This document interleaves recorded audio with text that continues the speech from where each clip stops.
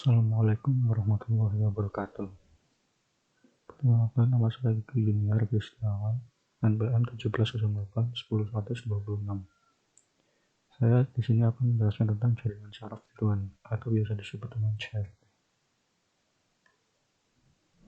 Nah, apa itu CST? CST atau biasa disebut dengan jaringan saraf tiruan adalah paradigma pemrosesan suatu informasi yang terinspirasi oleh sistem sel saraf biologi, sama seperti otak yang memproses suatu informasi. Elemen mendasar dari paradigma tersebut adalah struktur yang baru dari sistem pemrosesan informasi. Jaringan saraf tiruan dibentuk untuk memecahkan suatu masalah tertentu seperti pengumpulan pola atau klasifikasi karena proses pembelajaran. Keunggulan. Berikut beberapa keunggulan dari saraf tiruan.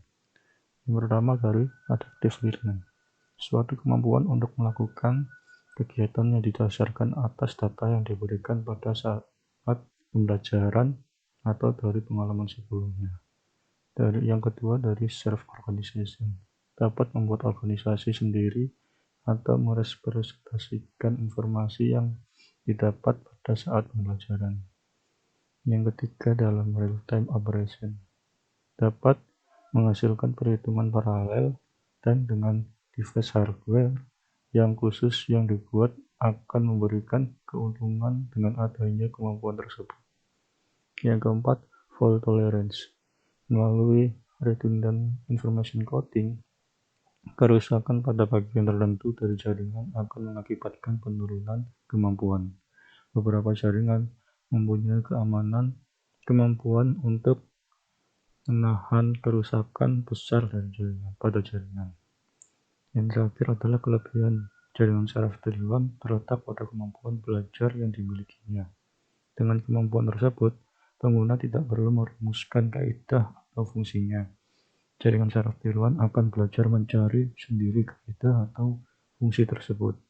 Dengan demikian, jaringan saraf tiruan mampu digunakan untuk menyelesaikan masalah yang rumit dan atau masalah yang terdapat kaidah atau fungsi yang tidak diketahui. Prinsip jaringan saraf tiruan. Prinsip jaringan saraf tiruan didasarkan oleh 3 elemen dasar model saraf, yaitu satu set dari sinapsis atau penghubung yang masing-masing digolongkan oleh bobot atau kekuatannya. Yang kedua, sebuah penambah untuk menjumlahkan sinyal-sinyal input ditambah dari kekuatan sinaptik masing-masing neuron. Yang terakhir, sebuah fungsi aktivasi untuk membatasi amplitude output dari neuron. Fungsi ini bertujuan membatasi jarak amplitude yang memperbolehkan oleh sinyal output menjadi sebuah angka yang terbatas. Nah, berikut adalah merupakan contoh dari flowchart CST.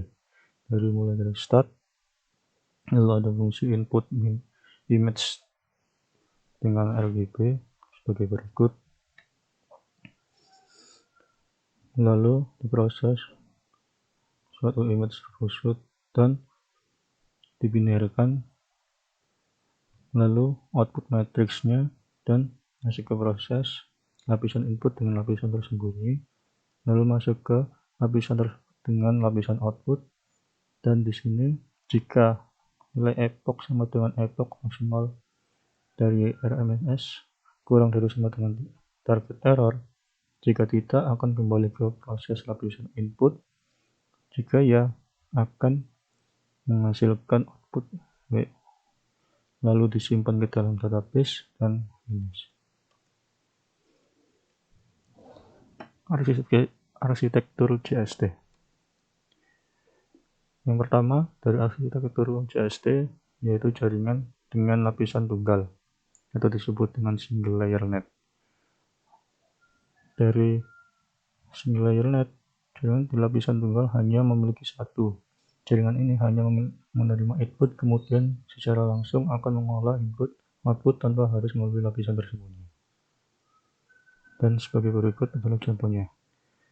Nilai input, lalu lapisan input dan matriks bobot, lapisan output, nilai output. Dengan tidak adanya lapisan yang tersembunyi. Dan jaringan dengan banyak lapisan, atau disebut dengan multi-layer net. Jaringan dengan banyak lapisan memiliki satu atau lebih lapisan yang terletak di antara lapisan input dan lapisan output, memiliki hanya satu lapisan tersembunyi. Jaringan yang banyak lapisan ini dapat menyelesaikan permasalahan lebih sulit daripada lapisan yang sebelumnya. Berikut adalah contoh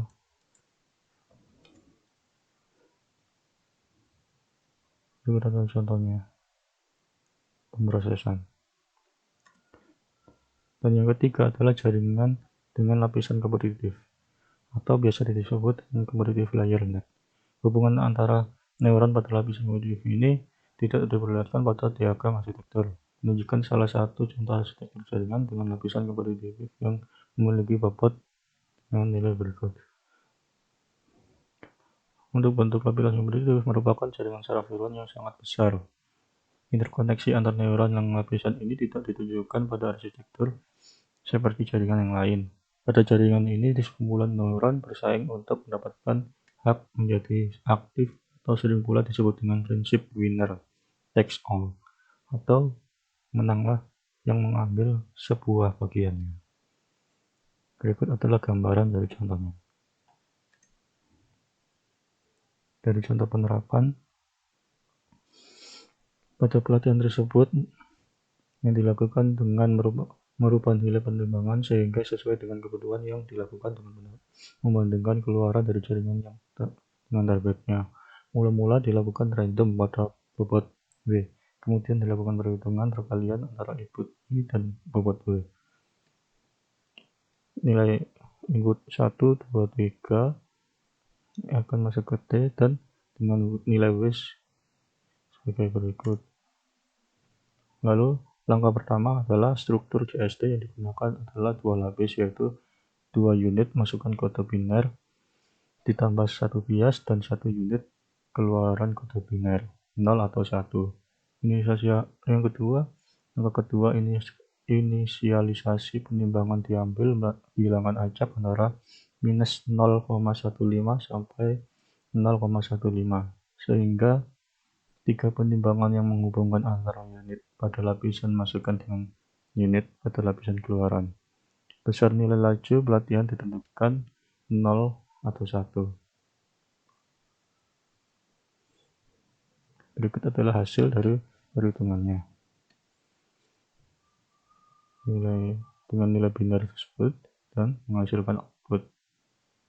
Output diperoleh dengan melakukan fungsi aktivasi dalam kasus N. Dilakukan dengan unit step, yaitu bila kurang dari 0, output sama dengan 0. Bila lebih, output 1. Error diperoleh apabila terjadi perbedaan antara target ataupun output jaringan. Jika error tidak sama dengan 0, maka bobot W diperbaiki. Pertanyaan: jelaskan dan sebutkan perbedaan dari arsitektur multi-layer net dengan competitive layer net. Sekian dari penjelasan saya. Wassalamualaikum warahmatullahi wabarakatuh.